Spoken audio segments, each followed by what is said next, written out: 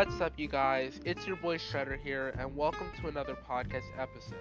In today's episode, I'm going to be reviewing The Mandalorian Seasons 1 and 2. I'm sure many of you are like, oh boy, not another man's negative review. Well, it's going to be an unbiased review, and you're probably going to love what I have to say about my favorite franchise. Anyways, without further ado, let's get started with today's episode.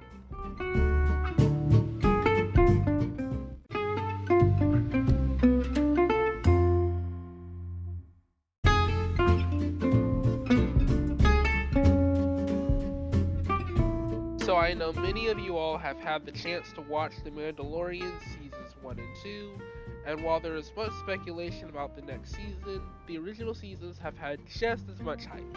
Now you may be familiar with the main storyline. The story follows a Mandalorian bounty hunter and his partner Grogu, as well as some unlikely allies as they battle to protect Grogu, who is also force sensitive, from the remnants of the Empire, soon to be First Order, and their crazy scientist villain Moff Gideon, who wishes to use Grogu's blood to make force-sensitive robots that could control the galaxy. Season 1 also did have a little bit of a fan battle on the timeline, some arguing before Grogu's name revealed that the story takes place between movies 3 and 4 in the Star Wars canon, hence the Baby Yoda craze. It was later confirmed to be in the immediate 20 years before the events of Star Wars Episode 7, The Force Awakens, and of course indefinitely after the events of Episode 6, which I do want to point out that one of the things that I did like about the first season was how they introduced the characters, but while I did like the first season, there are also some things that I would have improved on. For starters, Season 1 was pretty darn short, lasting only a few episodes. I also feel like they could have expanded on a little bit in the first season. There are a couple characters that I would have wanted to see appear early in the first season, such as maybe Sabine Wren, I cannot pronounce her name today, from the Star Wars Rebels cartoon, or even Clone Commander Rex, for example. I really wanted to see those characters involved because after the Darksaber, spoiler alert, is revealed at the end of Chapter 6, where he actually cuts his way out of the TIE Fighter with the Darksaber, I feel like they could have gone a little bit more in depth with how he got the Darksaber in the first place. If you'll recall, and if you guys watched the whole franchise, including the cartoons, because the cartoons, you may not think about it, but the cartoon Star Wars Rebels, which takes place between episode 3 and 4, and has a final episode in season 4 that takes place in after chapter 6 of the canon movie franchise. Though that series actually goes hand in hand with The Mandalorian, while you may not think about it, more so than you know. The reason why, and I'm going to get to this a little bit more when I talk about Season 2, but the main reason is because Moff Gideon had to have stolen the Darksaber off of somebody. He had to have battled somebody to take the Darksaber and get it to Moff Gideon. We know that one of the Mandalorian's allies, Bo-Katan, I believe, actually did at some point reference the Darksaber being in her possession, stolen from the clan. And then we also know from Star Wars, if you watch the Star Wars Rebels cartoon, that Sabine Wren, who is really into paint and is involved with the Ghost Crew in Rebels, actually does earn the Darksaber. And Kanan Jarrus is there to witness and train with her with the Darksaber as she learns how to wield it as a weapon. At the end of the season 4 of that particular series, you'll start to see the Darksaber slowly evolve and change while in Sabine's hands, so to speak, as it begins to flow from one story to another.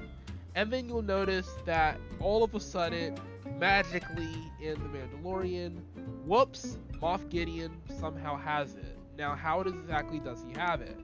Well, it's come to my understanding, and a lot of people's understandings at this point, if you watch the whole franchise, that somewhere between episodes 6 and 7, where there may have been a actual fight, and somehow through the course of events, Moff Gideon gets the Darksaber, and now he's able to wield it and control people however he pleases with that actual not so lightsaber saber, because it's really not a lightsaber. I don't want to get into that right now. And that's actually where my next point is about to come off, because I really do feel like they could have expanded on how he got it more, because there's a lot of question marks there, even though we do know from context where he got it from, specifically as it relates to the story later down the line, and from the preceding cartoons. It actually would have been better to see them tie her in, Sabine that is, into the story more, having a hands-on deck approach to getting it back than what they actually did in season 1. All we saw was the Mandalorian, Boba Fett, and his allies trying to work with Grogu to get it, and at the same time earn it back. We don't see Sabine. We do see Ahsoka Tano. Now, Ahsoka Tano being a good friend of Sabine's. That actually is where I'm gonna get into season 2. Season 2, in my view, is much better than season 1. And we do get some reference to some characters from Star Wars Rebels. And actually, Ahsoka Tano actually calls out the general she fought in season 2 by name, if I'm not mistaken. And she actually calls her out. She demands to know where Ezra Bridger and Grand Admiral Thrawn, hint hint, from the Star Wars Rebels franchise series, where they are, leaving the door open for those characters to get their live action debut as well, plus hinting that Sabine, Ezra, Zeb, Hera, not Kanan because he blew up, and Ezra, Grand Admiral Thrawn are still alive at the events of The Mandalorian, and that at some point she believes that when they went to the timeline at the end of Rebels into hyperspace together to fight each other, Ezra and Thrawn, they actually may still be alive in some distant world somewhere, and we have no idea where they are. And that Sabine may end up coming in later after we find out where they are, to kind of bridge things together as they all work hand in hand to get the Darksaber back into its original owner's possession, who just so happens to technically still be Sabine, but the Mandalorian and his allies have safekeeping of it in season 2, and potentially in seasons 3 and maybe 4, as it relates to the story, because we have to keep that clan, that heritage line going for the story, and I think it helps to keep it in the Mandalorian's hands, the Darksaber, for the time being, until Sabine comes back, and maybe Ezra, maybe Thrawn, and maybe Ahsoka Tano for one last time, and then that's when we might be able to see that change of hands, the changing of the guard, so to speak, where we finally get to see the Darksaber turned over to its not first owner, but it's basically episodes 4 through 6 first owner, because Sabine had it the whole time that episodes 4 through 6 in the movie canon were even around. She had it the whole time. So that in itself should tell you where we're going. And it's actually not the only thing we get out of season 2. We also see a young Master Luke Skywalker liberate the Mandalorian and his allies after the Mandalorian almost dies fighting Moff Gideon with the Darksaber. Moff Gideon is actually surprisingly strong with the Darksaber, though he's not force wielding. At least not to the extent like Jedi extent or like Mandalorian extent where or a previous lab, sorry, where he can move things with his mind and that sort of thing. But he does have a sense of not discipline in terms of being heroism discipline, but like Sith level discipline where even though he's not force wielder, he can still wield the Darksaber with enough discipline to be able to bring the Mandalorian, who has a Beskar staff for crying out loud, and basically bring him to his knees, fighting Moff Gideon because Moff Gideon just simply has the discipline to wield that weapon. The Mandalorian does have the discipline to wield the weapon too, but the Mandalorian comes on the scene in season 1 as like a bounty hunter. So he really does have no background in wielding a sword, basically, of that magnitude. He has a spear, he can wield it, but he can't wield it with the craftsmanship and the elegancy that the Jedi and Sith and whoever wields the Darksaber who has that sort of background, that he can't wield it the same way that they can, because in season 1 and early on in season 2, he doesn't come on the scene with enough background in the art of wielding that particular weapon. That's why when he finally does seal the deal, excuse me, and gets the Darksaber back, he's so labored and exhausted from the fight because he doesn't have that sort of strength, that much strength and discipline within him to take on such a task. That's why in the Book of Boba Fett, in that series, when the Mandalorian comes back later in that season, he's like training with Bo-Katan because he needs that discipline to wield that sword. Otherwise, if he faces a Sith, if he turns and faces a Jedi, he's gonna get cut up. So he needs to have the discipline to wield that weapon.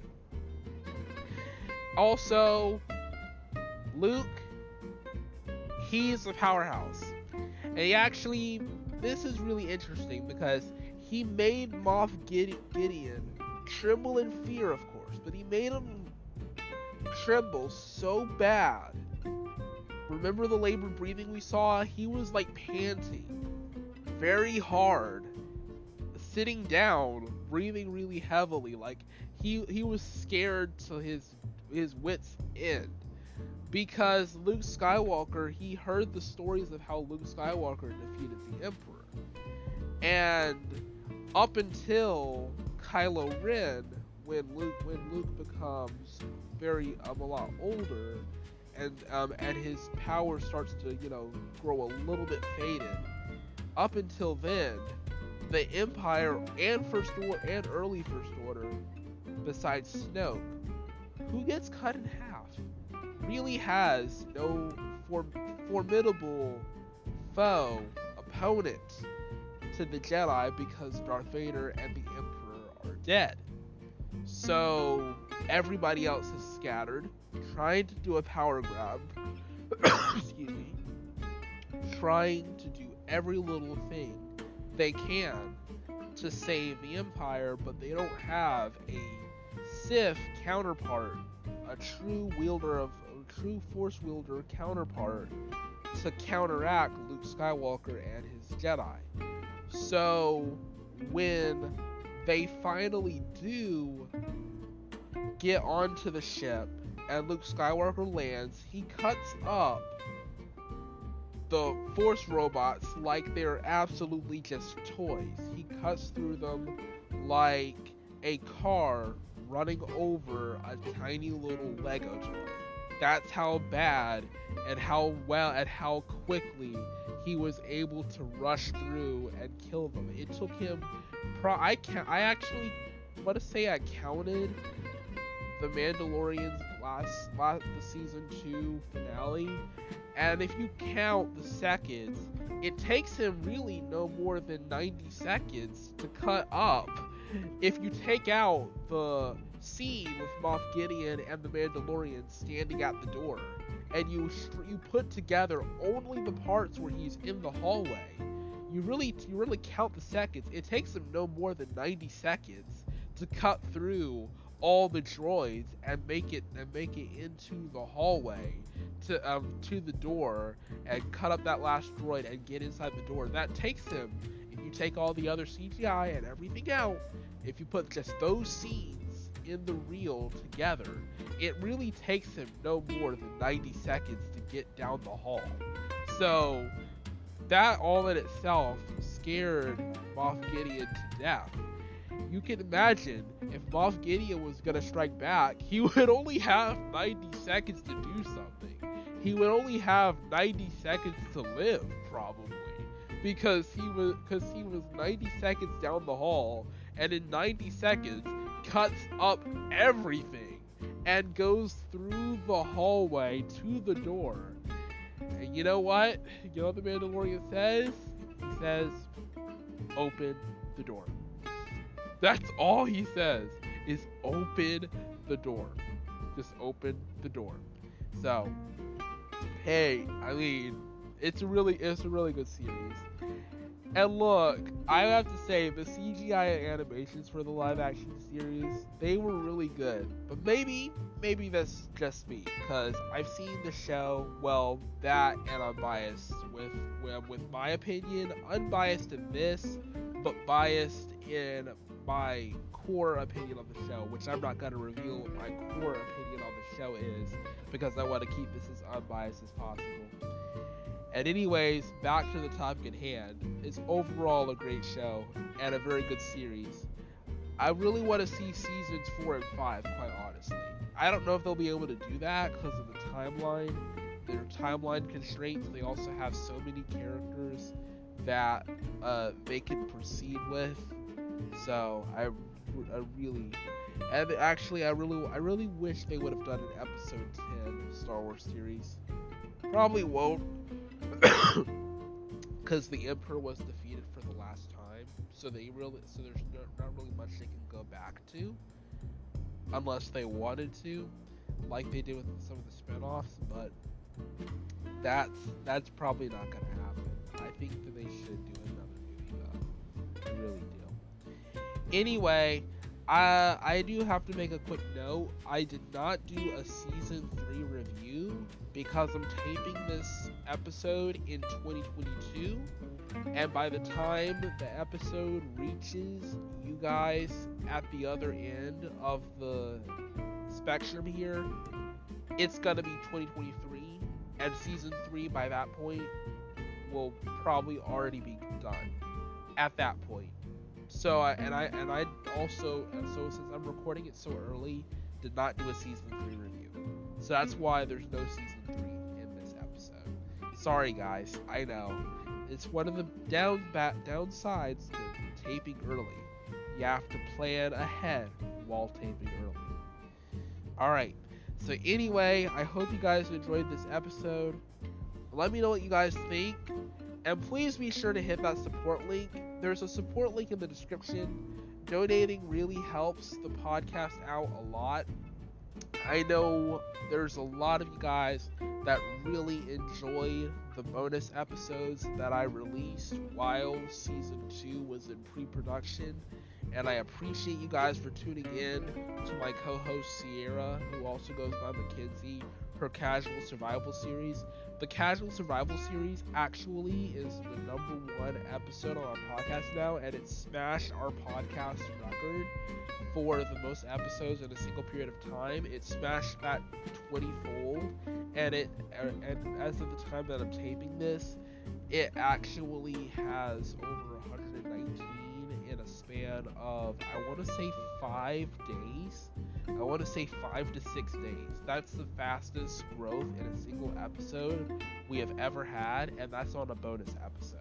So I really want to congratulate my co-host for doing such an amazing job on creating that episode, and also to my friends who helped me with season 1, and to all the people who helped me with the bonus content as well for the intermediary steps of pre-production for season 2. Also follow my Twitter for the latest updates, and I'll catch you guys in the next